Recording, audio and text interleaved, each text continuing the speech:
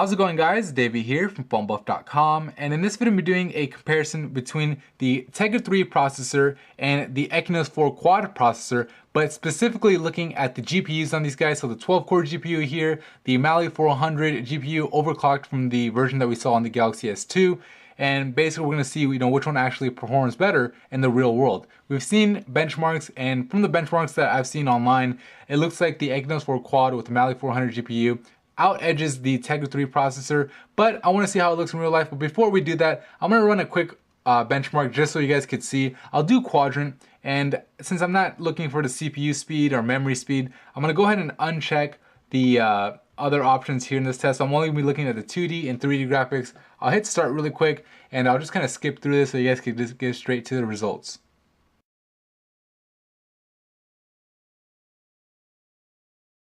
Okay, so the benchmark is done. Now obviously both of these devices are going to show up at the top because we only ran the graphics portion of the test. So the Nexus 7 with its Tegra 3 processor scored a 1356. It looks like 356, but there's a 1 there. It's not showing up, but it's 1356. There you go, that'll show it.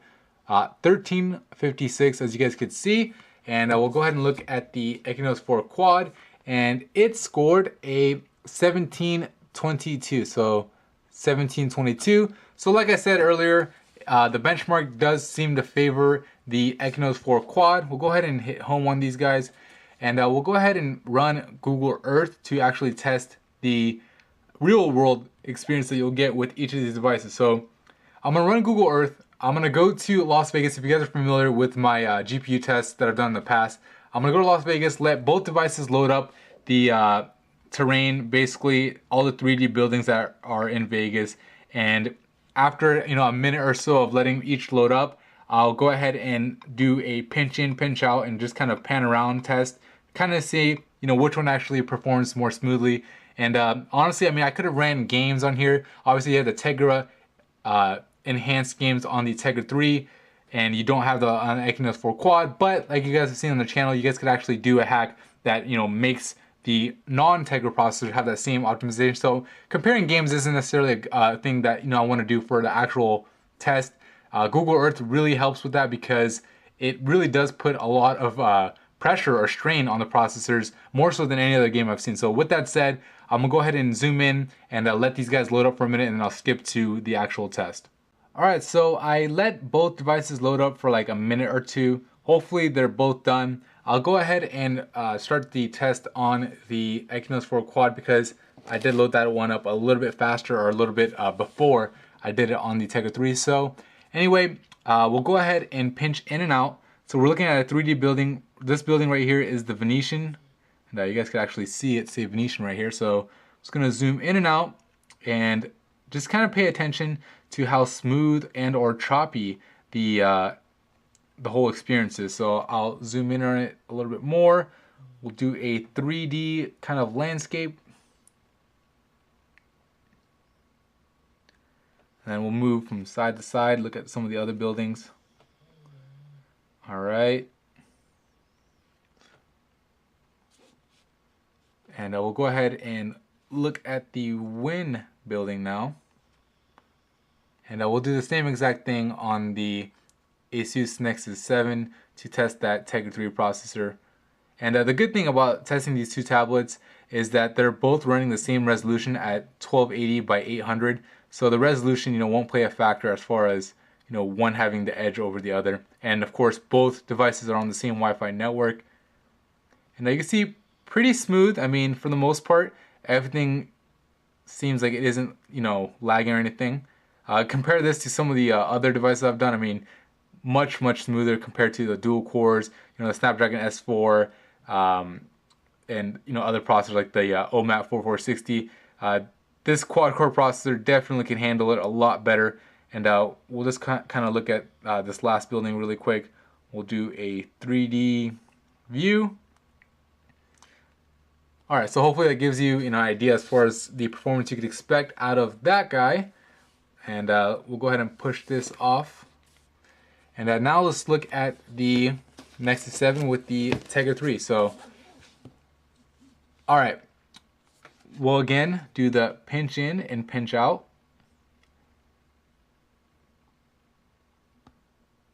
And now we'll do a little 360 view.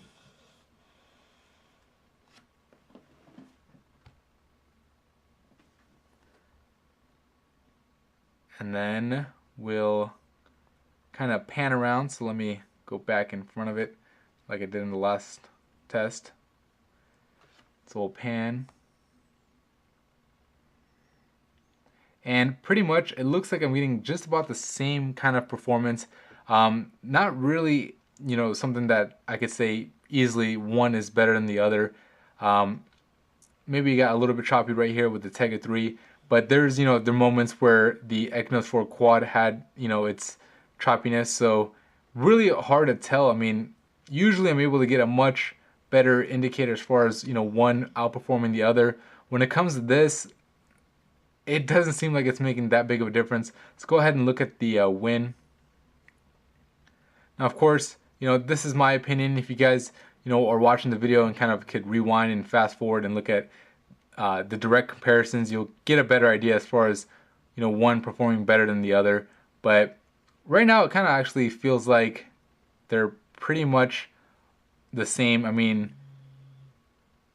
I don't know, it looks pretty good to me. So let's go to that last building that I looked at right over here, and we'll do the 360 view of it.